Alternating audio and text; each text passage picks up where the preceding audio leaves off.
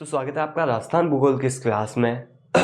आज की क्लास में हम राजस्थान भूगोल का सिलेबस डिस्कशन करने वाले हैं कि राजस्थान भूगोल में कौन कौन से टॉपिक्स आते हैं और उनके सब टॉपिक्स कौन कौन से हैं। तो आज की क्लास में हम इसी बात की चर्चा करने वाले हैं और इस क्लास के बाद आपको किसी और क्लास को देखने की जरूरत नहीं पड़ेगी कि हमारे राजस्थान भूगोल में कौन कौन से टॉपिक्स लगते हैं। तो आज की क्लास में हम राजस्थान भूगोल का संपूर्ण सिलेबस डिस्कशन करने वाले हैं। तो सबसे पहले राजस्थान भूगोल में हमें पढ़ना क्या क्या है। तो सबसे पहले राजस्थान भूगोल में हमें पढ़ना है नंबर 1 पे सामान्य परिचय। सामान्य परिचय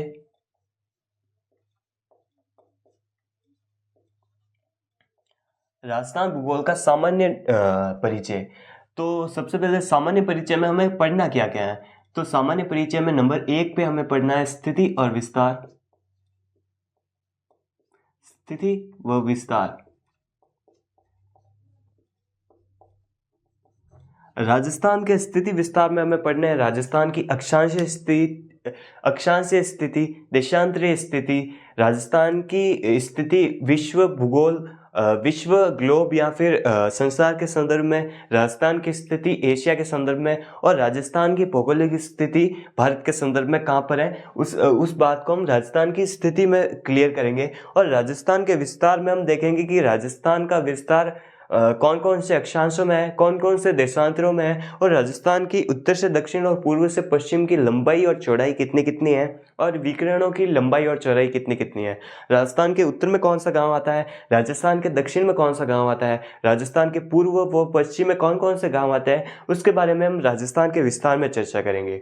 उसके बाद सेकेंड सामान्य परिचय में सेकेंड हमें देखना है राजस्थान का क्षेत्रफल। राजस्थान का क्षेत्रफल, राजस्थान की आकृति कि राजस्थान की आकृति विषम कोणीय चतुर्भुज है और राजस्थान की सीमा।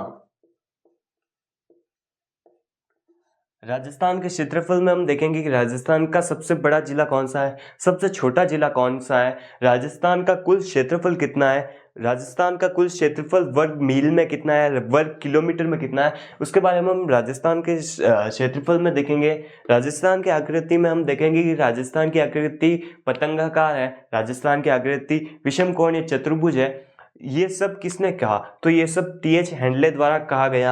इसके बारे में हम राजस्थान की आकृति में पढ़ेंगे और राजस्थान की सीमा में हम पढ़ेंगे कि राजस्थान की सीमा दो भागों में बांट सकते हैं हम राजस्थान की सीमा को, एक अंतरराज्यीय सीमा और एक अंतरराष्ट्रीय सीमा। अंतरराष्ट्रीय सीमा पे कौन कौन से जिले स्थित है, अंतरराज्यीय सीमा पे कौन कौन से जिले स्थित है और आंतरिक सीमा पर कौन कौन से जिले स्थित है और राजस्थान की सीमा किन राज्यों से छूती है, किन देश से छूती है, उसके बारे में हम राजस्थान की सीमा में चर्चा करेंगे। उसके बाद थर्ड पॉइंट लगा के हमें लिखना है राजस्थान का निर्माण व स्वरूप। निर्माण व स्वरूप।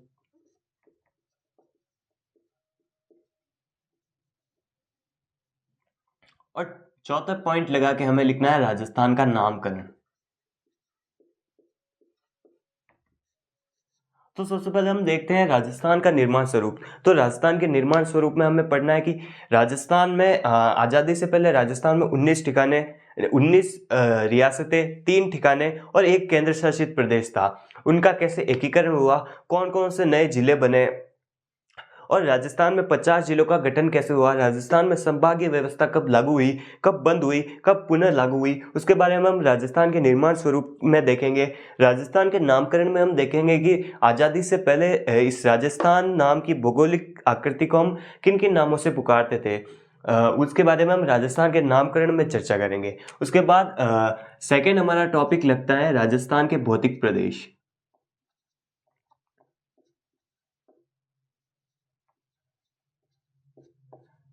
जैसा कि आपको पता है कि राजस्थान को 4 भौतिक प्रदेशों में बांटा गया है। सबसे पहले हम बात करेंगे मरुस्थल के बारे में, पश्चिम मरुस्थल के बारे में। उसके भी 2 पार्ट है, वो हम जब भौतिक प्रदेश पढ़ेंगे तभी वर्गीकरण करेंगे। उसके बाद नेक्स्ट अरावली, इसके भी 3 भाग है।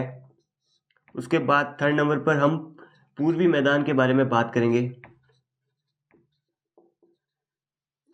और चौथा वर्गीकरण है राजस्थान में दक्षिण पूर्वी पठार, या फिर हाड़ौती का पठार।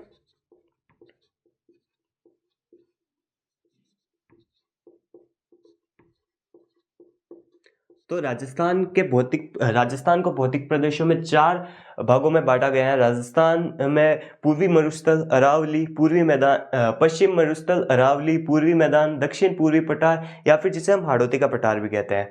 तो भौतिक प्रदेशों के बाद हमें पढ़ना है राजस्थान में अपवाह तंत्र।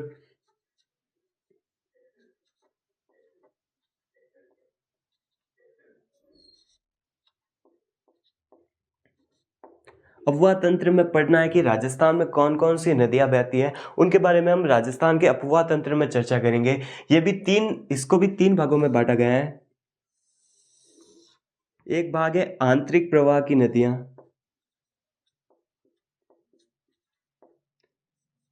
एक भाग है वह नदियां जो बंगाल की खाड़ी में अपना जल गिराती हैं,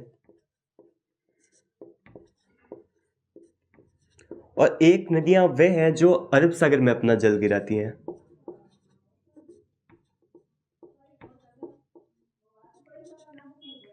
आंतरिक प्रवाह की नदियां राजस्थान में सर्वाधिक क्षेत्र मतलब अपवाह तंत्र में आंतरिक प्रवाह का आंतरिक प्रवाह की नदियां 60% है, मतलब 60% भाग आंतरिक प्रवाह की नदियों का है। राजस्थान में बंगाल की खाड़ी में गिरने वाली नदियां 23% भाग पर हैं, और राजस्थान में अरब सागर में गिरने वाली नदियां 17% इस भाग को ग्रहण करती है। तो ठीक है, यहाँ तक हमने अपवाह तंत्र के बारे में देख लिया। अपवाह तंत्र या फिर नदियों के बारे में जानने के बाद हमें पढ़ना है राजस्थान की प्रमुख झीलें।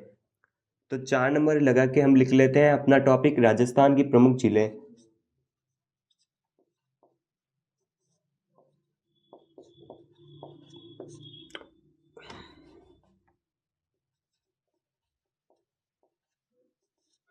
राजस्थान की प्रमुख जिलों में हम 2 तरीके से पढ़ सकते हैं। एक तो 50 जिलों के अनुसार,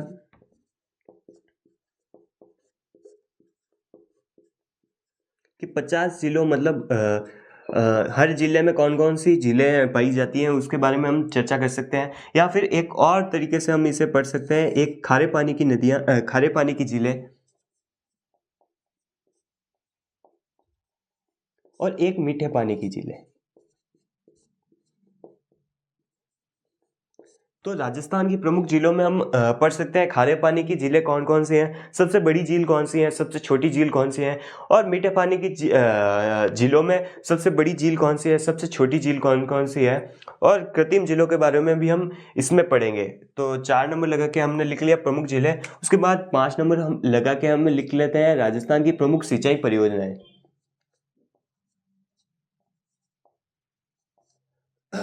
प्रमुख सिंचाई परियोजनाएं या फिर प्रमुख नदी घाटी परियोजनाएं।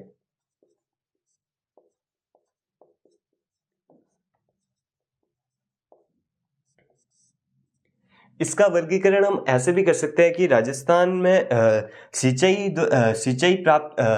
को बढ़ावा देने, मतलब सिंचाई के लिए कौन कौन सी परियोजनाएं हैं, और पेयजल के लिए कौन कौन सी परियोजनाएं या फिर नहरें हैं। तो 5 नंबर पर हमने लिखा है राजस्थान की प्रमुख नदी घाटी परियोजना।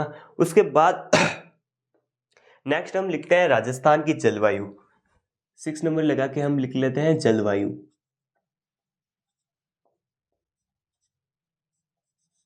तो राजस्थान की जलवायु उपोष्ण जलवायु है। इसके बारे में हम राजस्थान की जलवायु में पढ़ेंगे।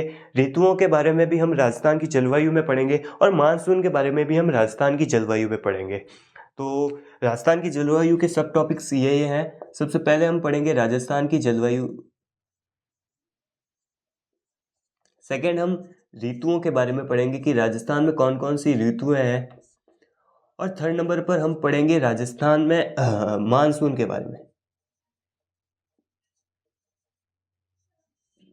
तो यहाँ तक हमने पढ़ लिया। उसके बाद 7 नंबर लगा के हमें लिखना है मिट्टियाँ।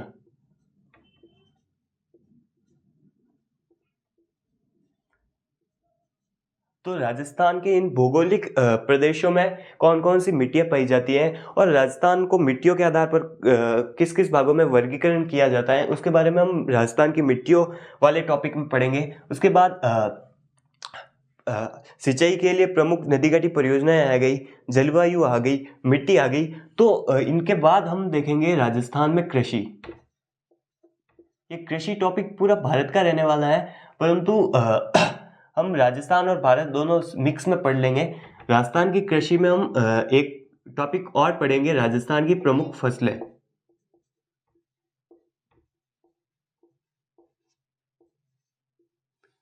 तो राजस्थान की कृषि में हम राजस्थान की कृषि के बारे में पढ़ेंगे कि राजस्थान में कौन कौन सी कृषि की जाती है, और राजस्थान की प्रमुख फसलों के बारे में पढ़ेंगे। और इस कृषि में एक पार्ट है कि राजस्थान में व्यापारिक कृषि भी की जाती है, और ये व्यापारिक कृषि करने वाले कृषक अपने प्रोडक्ट मतलब यहाँ पर अपनी फसलों को कहाँ पर बेचेंगे, वो उद्योगों में बेचेंगे।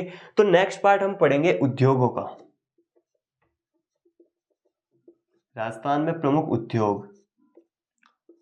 उद्योगों में हम सबसे पहले जो टॉपिक पढ़ेंगे उसका नाम है राजस्थान में सूती वस्त्र उद्योग।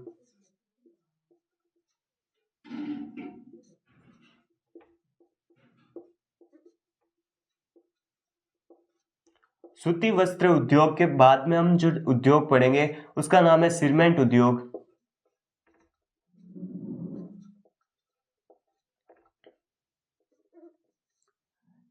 नंबर 3 पर हम पढ़ेंगे राजस्थान में ऊनी उद्योग, ऊन वस्त्र उद्योग। उसके बाद हम पढ़ेंगे 4 नंबर पर कांच उद्योग।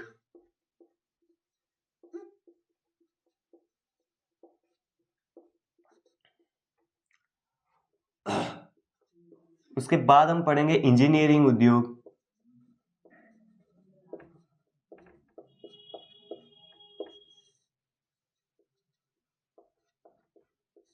उसके बाद हम पढ़ेंगे 6 नंबर पर चीनी उद्योग।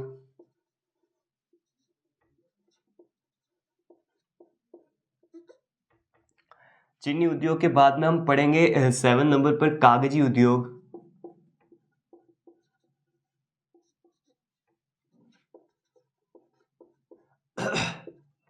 कागजी उद्योग के बाद 8 नंबर पर हम पढ़ेंगे रेलवे उद्योग।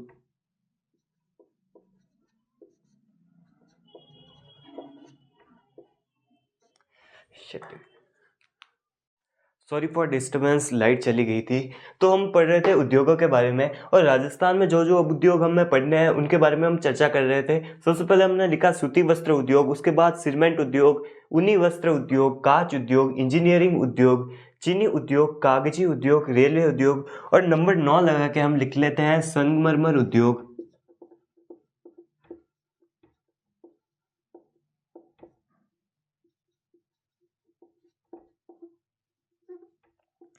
नंबर 10 पे हम लिख लेते हैं उर्वरक उद्योग।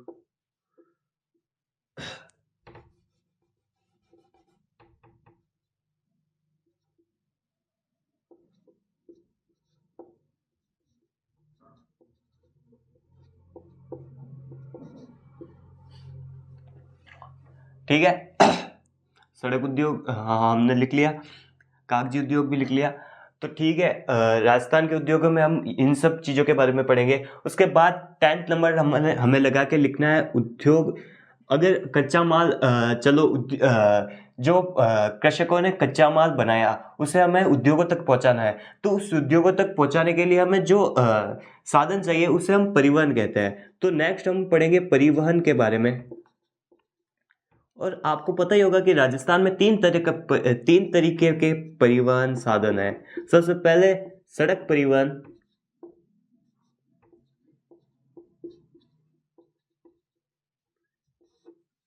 सेकंड रेलवे परिवहन, और थर्ड नंबर पे हमें लिखना है वायु परिवहन।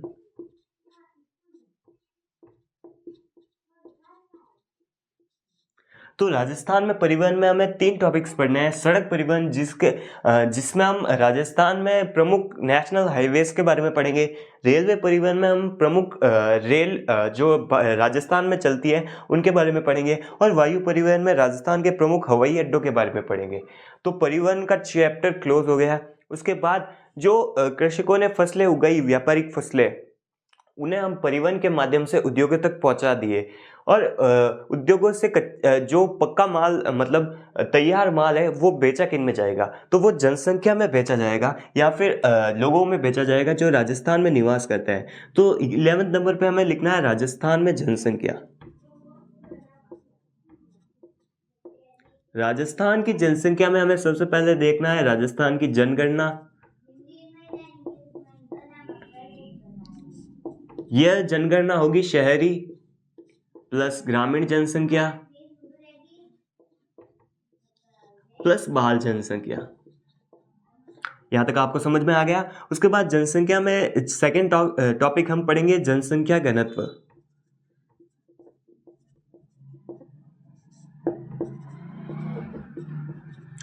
जनसंख्या घनत्व के बारे में पढ़ने के बाद हमें पढ़ना पड़ेगा राजस्थान में जनसंख्या का लिंगानुपात।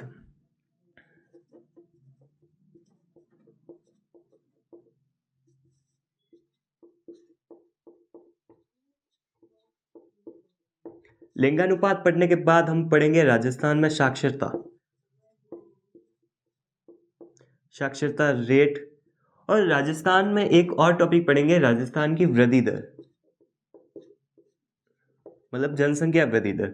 तो राजस्थान की जनसंख्या में हमें पढ़ना है राजस्थान की जनगणना, शहरी जनगणना, ग्रामीण जनगणना, बाल जनगणना और राजस्थान की जनगणना वृद्धि। ये हम राजस्थान में 2011 के आंकड़ों के अनुसार पढ़ेंगे। उसके बाद राजस्थान की जनसंख्या घनत्व, जनसंख्या लिंगानुपात प्रति 1000 पुरुषों पर महिलाओं की संख्या लिंगानुपात कहलाती है, आपको पता होगा, वो पढ़ेंगे। उसके बाद साक्षरता पढ़ेंगे कि राजस्थान में कितने % लोग पढ़े लिखे हैं। तो इसके बाद जनसंख्या के बाद हम प्रकृति पर चलेंगे। नंबर 12 लगा के हमें लिखना है वनों के बारे में।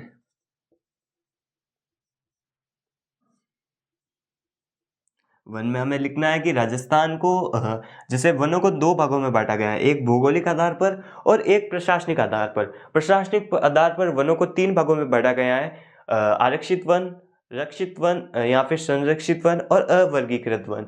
और राजस्थान में भौगोलिक आधार पर राजस्थान के वनों को 5 भागों में बांटा गया है। एक उष्णकटिबंधीय कटीले वन जिसे हम मरुद्भिद वन भी कहते हैं। उसके बाद उष्णकटिबंधीय धोकड़ा वन या फिर धोक वन। और थर्ड नंबर पर लिख लेते हैं हम राजस्थान में सदाबहार वन, उष्णकटिबंधीय सदाबहार वन। उसके बाद राजस्थान में सागवान वन और पतझड़ी वन। ये 5 प्रकार के वन प्राकृतिक भौगोलिक दृष्टि से वनों का वर्गीकरण किया गया है। तो भौगोलिक वर्गीकरण में सबसे पहले हम लिख लेते हैं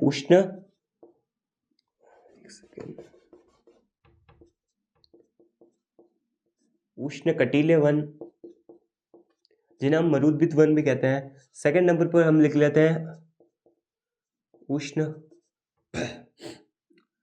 धोक वन। थर्ड नंबर लगा के हम लिख लेते हैं उष्ण पतझड़ी वन। चौथे नंबर पर हम लिख लेते हैं सदाबहार वन, जो सिरोही में ही पाई जाते हैं। उसके बाद नंबर 5 पर हम लिख लेते हैं राजस्थान में सागवान वन।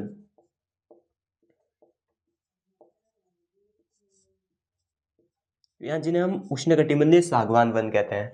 ये राजस्थान की भौगोलिक वन की भौगोलिक दृष्टि से राजस्थान के वनों का वर्गीकरण हो गया। अब प्रशासनिक दृष्टि से वन 3 प्रकार के होते हैं, एक आरक्षित वन,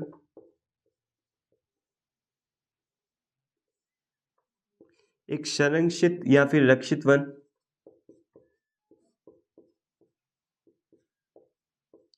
और थर्ड नंबर पर है अवर्गीकृत वन।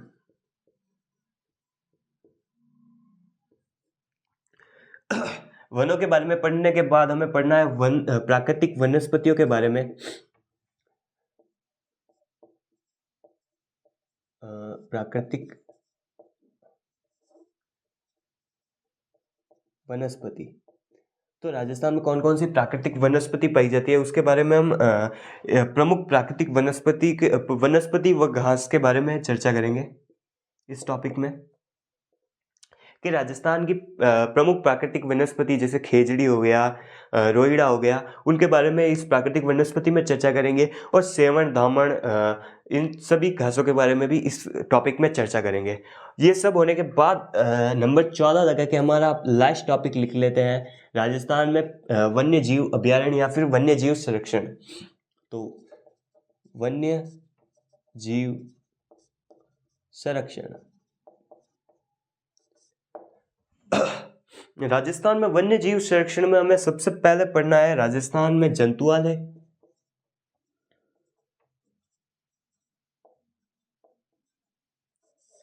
जो राजस्थान में 5 है, और एक सेकेंड ऐसे लिख लेता हूँ, राजस्थान में 5 जंतुआलय है।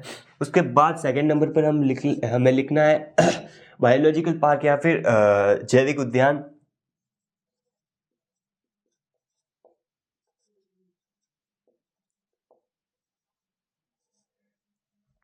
थर्ड नंबर पर हमें लिखना है जैविक उद्यान हो गया। उसके बाद बर्ड रेस्क्यू सेंटर।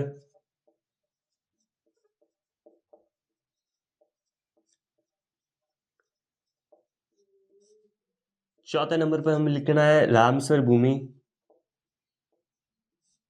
या जिसे हम आर्द्र भूमि भी कहते हैं, वो है राजस्थान में 2 है।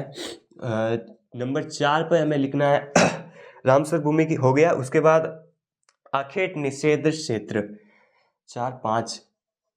नंबर 5 पे हमें लिखना है आखेट निषेध क्षेत्र, निषेध क्षेत्र, जो राजस्थान में 33 है। ये सब होने के बाद हम वन्य जीव अभ्यारण्य के बारे में चर्चा करेंगे।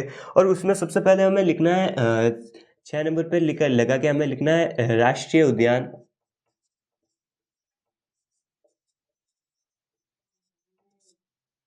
राष्ट्रीय उद्यान राजस्थान में 3 राष्ट्रीय उद्यान है।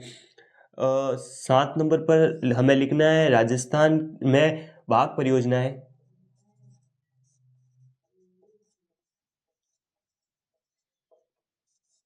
और लास्ट में हमें पढ़ना है राजस्थान के प्रमुख अभ्यारण्य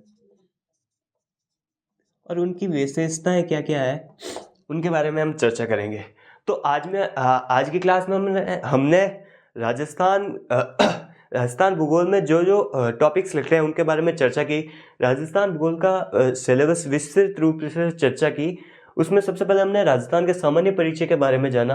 राजस्थान के सामान्य परिचय में हमें सबसे पहले पढ़ना है राजस्थान के स्थिति और विस्तार के बारे में। उसके बाद राजस्थान के क्षेत्रफल, आकृति व सीमा के बारे में हम पढ़ेंगे। उसके बाद राजस्थान का निर्माण व स्वरूप के बारे में हमें पढ़ना है। उसके बाद राजस्थान का नामकरण हमें पढ़ना है। उसके बाद जो टॉपिक लगता है वो है राजस्थान के भौतिक प्रदेश। राजस्थान को भौतिक प्रदेशों के आधार पर, भौगोलिक आधार पर 4 भागों में बांटा गया है। पहला आता है मरुस्थल, उसके बाद अरावली, उसके बाद पूर्वी मैदान, उसके बाद दक्षिण पूर्वी पठार या फिर दक्षिण पठार, जिसे हम हाड़ौती का पठार भी कहते हैं। उसके बाद राजस्थान के अपवाह तंत्र के बारे में हमें चर्चा करनी है। उसको 3 भागों में बांटा गया है। एक आंतरिक अपवाह की नदियाँ, बंगाल की खाड़ी में गिरने वाली नदियाँ और अरब सागर में गिरने वाली नदियाँ। सबसे ज़्यादा रेशियो आंतरिक प्रवाह की नदियों का होने वाला है। उसके बाद बंगाल की खाड़ी में, उसके बाद अरब सागर में। उसके बाद हम चर्चा करने वाले हैं राजस्थान की प्रमुख झीलों के बारे में। उसमें हम 2 भागों में बांटेंगे, एक राजस्थान में खारे पानी की झीलें और राजस्थान में प्रमुख मीठे पानी की झीलें। उसके बाद हम राजस्थान की प्रमुख नदी घाटी परियोजनाओं के बारे में जानकारी प्राप्त करेंगे।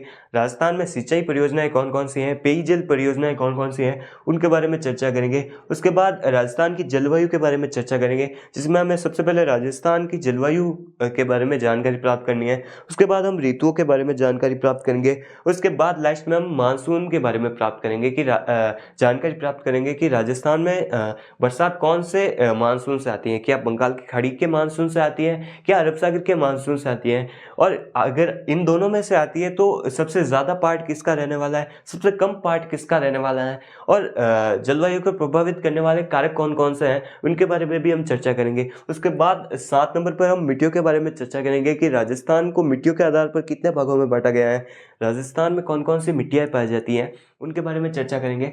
उसके बाद नंबर 8 पे हम चर्चा करेंगे राजस्थान में होने वाली कृषि के बारे में या फिर भारतीय कृषि के बारे में। दोनों सेम ही चलेंगे। कृषि के प्रकार कौन कौन से हैं, व्यापारिक कृषि, खाद्यान्न फसलें कौन कौन सी हैं, व्यापारिक फसलें कौन कौन सी हैं। अगर व्यापारिक फसलें अगर किसान उगाता है तो उन्हें बेचेगा कहाँ, उद्योगों में। तो नंबर 9 पर हम पढ़ेंगे राजस्थान में उद्योगों के बारे में। राजस्थान के प्रमुख उद्योग सूती वस्त्र उद्योग है, सीमेंट उद्योग है, ऊनी वस्त्र उद्योग है, कांच उद्योग है, इंजीनियरिंग उद्योग है, चीनी उद्योग है, कागजी उद्योग है, रेलवे उद्योग है, संगमरमर उद्योग है, उर्वरक उद्योग है। इनके बारे में हम चर्चा करेंगे। उसके बाद नंबर 10 पे हम चर्चा करेंगे राजस्थान में होने वाले परिवहन के बारे में। राजस्थान में प्रमुख परिवहन के साधनों के बारे में हम चर्चा करेंगे कि राजस्थान को परिवहन के आधार पर 3 भागों में बांटा गया है। एक है सड़क परिवहन, एक है रेलवे परिवहन और एक है वायु परिवहन। सड़क परिवहन में हम बात करेंगे कि राजस्थान में कौन कौन से नेशनल हाईवेज निकलते हैं। रेलवे परिवहन में राजस्थान में कौन कौन सी रेलों का संचालन हुआ है, उसके बारे में हम बात करेंगे। मेट्रो स्टेशनों के बारे में भी चर्चा करेंगे। उसके बाद वायु परिवहन में हम चर्चा करेंगे कि राजस्थान में प्रमुख हवाई अड्डे कौन कौन से हैं, सैनिक अड्डे कौन कौन से हैं, सार्वजनिक अड्डे कौन कौन से हैं, उनके बारे में हम चर्चा करेंगे। उसके बाद हम राजस्थान की जनसंख्या के बारे में जानेंगे कि राजस्थान की जनसंख्या कितनी है, राजस्थान में शहरी जनसंख्या कितनी है, राजस्थान में ग्रामीण जनसंख्या कितनी है, राजस्थान में बाल जनसंख्या कितनी है और राजस्थान की जनसंख्या वृद्धि दर 2001 से 2011 की जनगणना में कितनी वृद्धि दर आए, कितनी वृद्धि हुई, उसके बारे में वृद्धि दर में चर्चा करेंगे। उसके बाद राजस्थान का जनघनत्व देखेंगे कि प्रति वर्ग किलोमीटर में जनसंख्या कितनी है, तो उसके बारे में हम जनसंख्या घनत्व में चर्चा करेंगे। और जनसंख्या लिंगानुपात प्रति 1000 पुरुषों पर महिलाओं की संख्याओं के बारे में हम जानकारी प्राप्त करेंगे कि राजस्थान का लिंगानुपात कितना है। तो राजस्थान का लिंगानुपात 928 है, ये हमें याद रखना है। उसके बाद राजस्थान में साक्षरता कितनी है, नगरीय साक्षरता कितनी है, ग्रामीण साक्षरता कितनी है, पुरुष साक्षरता कितनी है, महिला साक्षरता कितनी है, उसके बारे में हम जनसंख्या वाले टॉपिक में डिस्कस करेंगे। उसके बाद हम वनों की तरफ चलेंगे, प्रकृति की तरफ चलेंगे। उसके बाद नंबर 12 पे हम चर्चा करेंगे वनों के बारे में। राजस्थान के वनों को 2 भागों में बांटा गया है। एक है भौगोलिक दृष्टि से वनों का वर्गीकरण और एक है प्रशासनिक दृष्टि से वनों का वर्गीकरण। प्रशासनिक दृष्टि से राजस्थान के वनों को 3 भागों में बांटा गया है। एक है अवर्गीकृत वन, एक है आरक्षित वन, एक है संरक्षित या फिर रक्षित वन और एक है अवर्गीकृत वन।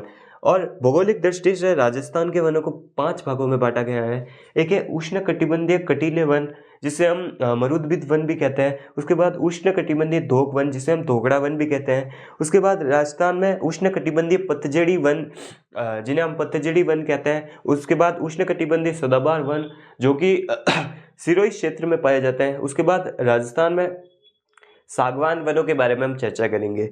उसके बाद हम 13 नंबर पर जो टॉपिक लगने वाला है हमारा, उसका नाम है राजस्थान में प्राकृतिक वनस्पति व घास। इसके बारे में हम प्राकृतिक वनस्पति में हम जैसे खेजड़ी हो गया, रोइड़ा हो गया, नीम हो गया, उसके बारे मतलब जो प्राकृतिक पेड़ हमारे राजस्थान में पाए जाते हैं उनके बारे में हम चर्चा करेंगे। उसके बाद प्राकृतिक घास, जो सेवन हो गया, दामन हो गया, खीस हो गया, उस घासों के बारे में हम चर्चा करेंगे इस प्राकृतिक वनस्पति व घास वाले टॉपिक में। उसके बाद हम देखेंगे 14 नंबर पर हमारा लास्ट टॉपिक लगने वाला है, जिसका नाम है राजस्थान में वन्य जीव संरक्षण या फिर राजस्थान में प्रमुख अभ्यारण्य। उसमें हम चर्चा करेंगे राजस्थान के जंतुआलों के बारे में, जो कि राजस्थान में 5 जंतुआलय हैं। उसके बाद राजस्थान के बायोलॉजिकल पार्क या फिर जैविक उद्यानों के बारे में चर्चा करेंगे। उसके बाद हम राजस्थान में बर्ड रेस्क्यू सेंटर के बारे में चर्चा करेंगे। उसके बाद रामसर भूमि, जो कि राजस्थान में 2 है, उनके बारे में देखेंगे। उसके बाद अखेट निषेध क्षेत्र, जो कि राजस्थान में 3 है, उनके बारे में देखेंगे। उसके बाद हम देखेंगे कि राजस्थान में राष्ट्रीय उद्यान कितने हैं, तो राजस्थान में 3 राष्ट्रीय उद्यान है। उसके बाद हम देखेंगे कि राजस्थान में बाघ परियोजनाएं कितनी है, तो राजस्थान में कुल 5 बाघ परियोजनाएं हैं। 6ठे का भी अनाउंसमेंट होने वाला है, परंतु वो लागू नहीं हुए। उसके बाद राजस्थान लास्ट में हम देखेंगे कि राजस्थान के प्रमुख वन्य जीव अभ्यारण्य कौन कौन से हैं जो बच गए हैं, उसके बारे में हम इस टॉपिक में चर्चा करेंगे। तो राजस्थान के भूगोल में ये टॉपिक आपके लगते हैं और इन्हीं को आपको पढ़ना है और ये सिलेबस आपके माइंड में होना चाहिए, क्योंकि अगर जब तक आपके माइंड में सिलेबस नहीं होगा तब तक आप अपनी स्टडी सुचारू रूप से नहीं कर सकते।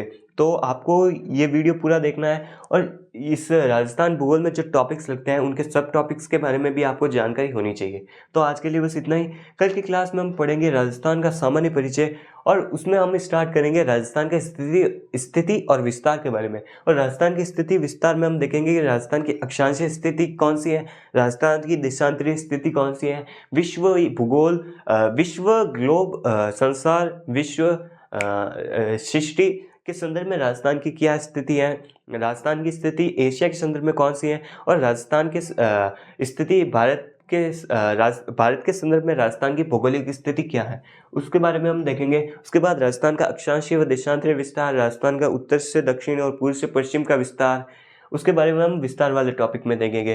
तो आज के लिए बस इतना ही। हम मिलेंगे आपको इसकी नेक्स्ट क्लास में। अगर वीडियो पसंद आया तो लाइक कीजिए, अपने फ्रेंड्स के साथ शेयर कीजिए और इस चैनल को सब्सक्राइब कर लीजिएगा। Okay bye.